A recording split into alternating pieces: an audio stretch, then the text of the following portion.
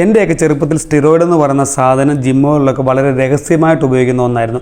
പക്ഷേ ഇപ്പോൾ പരസ്യമായിട്ട് സ്റ്റിറോയിഡ് ഉപയോഗിക്കുന്നതെന്ന് മാത്രമല്ല, സ്റ്റിറോയിഡ് വർക്ക്ഷോപ്പുകൾ വരെ ഓൺലൈനിൽ കൂടെ വരെ ആൾക്കാർ ചെയ്യുന്നുണ്ട്. നമ്മുടെ നാടിൻ്റെ ഒരു അവസ്ഥ ഒന്ന് ആലോചിച്ച് നോക്കിയേ. ഇപ്പോൾ ഫിറ്റ്നസ്സിൽ വലിയൊരു മാഫിയ വളർന്നു വരുന്നുണ്ട്. മാഫിയയുടെ പ്രധാനപ്പെട്ട ഉദ്ദേശം എന്താണ്? അവർക്ക് വിൽക്കേണ്ട സാധനം ജനറലൈസ് ചെയ്യുക. സ്റ്റിറോയിഡ് ഇല്ലാതെ ബോഡി ബിൽഡിംഗ് നടക്കില്ല എന്ന് വരുത്തി തീർക്കുക. സ്റ്റിറോയിഡ് ബോഡി ബിൽഡിംഗ് രംഗത്ത് എല്ലാവരും കോമൺ ആയിട്ട് എടുക്കുന്ന ഒരു സാധനമാണെന്ന് വീണ്ടും വീണ്ടും പറഞ്ഞു ജനങ്ങളിലേക്ക് അടിച്ചേൽപ്പിക്കുക. അതിന് വേറൊന്നും ചെയ്യേണ്ട. സ്റ്റിറോയിഡിന്റെ ഗുണങ്ങളും ദോഷങ്ങളും എന്ന് പറഞ്ഞൊരു 100 വീഡിയോ 100 ഇൻഫ്ലുവൻസേഴ്സിനെ കൊണ്ടങ്ങ് ഇടിച്ചാൽ മതി. അപ്പോൾ ജനങ്ങൾ ഓർക്കും സ്റ്റിറോയിഡ് എന്ന് പറയുന്നത് ബോഡി ബിൽഡിംഗ് രംഗത്ത് ഒരു കോമൺ സാധനമാണെന്നും ഇതെടുത്താൽ കുഴപ്പമില്ലെന്നും. ഈ മാഫിയയുടെ ഒരു ബുദ്ധി നിങ്ങളൊന്ന് ആലോചിച്ച് നോക്കുക. എന്നാൽ സ്റ്റിറോയിഡ് എന്നത് ബോഡി ബിൽഡിംഗിൽ ഒരു നോർമൽ കാര്യമല്ല. ഇത് ഉപയോഗിച്ചവരാരൊക്കെയാണെങ്കിലും അവർക്കെല്ലാം ഏതെങ്കിലും തരത്തിലുള്ള ഹെൽത്ത് ഇഷ്യൂസ് ഉണ്ടായിട്ടുണ്ട്, ഇല്ലെങ്കിൽ ഭാവിയിൽ ഉണ്ടാകും. ചില ഇൻഫ്ലുവൻസേഴ്സ് ഉണ്ട്, അവർ പറയും ഞാൻ സ്റ്റിറോയിഡ് ഉപയോഗിക്കുന്ന ഒരാളാണ്, പക്ഷേ എനിക്ക് അതിന്റെ സൈഡ് എഫക്ട്സ് എന്തൊക്കെയാണ് നന്നായിട്ട് അറിയാം എന്ന് പറയും. അതിന്റെ അർത്ഥം എന്താണ്? അവരെന്ത് മെസ്സേജാണ് ജനങ്ങളിലേക്ക് കൊടുക്കുന്നത്? സ്റ്റിറോയിഡിന്റെ ദോഷഫലങ്ങൾ അറിയാവുന്ന ഒരാൾക്ക് സ്റ്റിറോയിഡ് ഉപയോഗിക്കാവുന്നല്ലേ?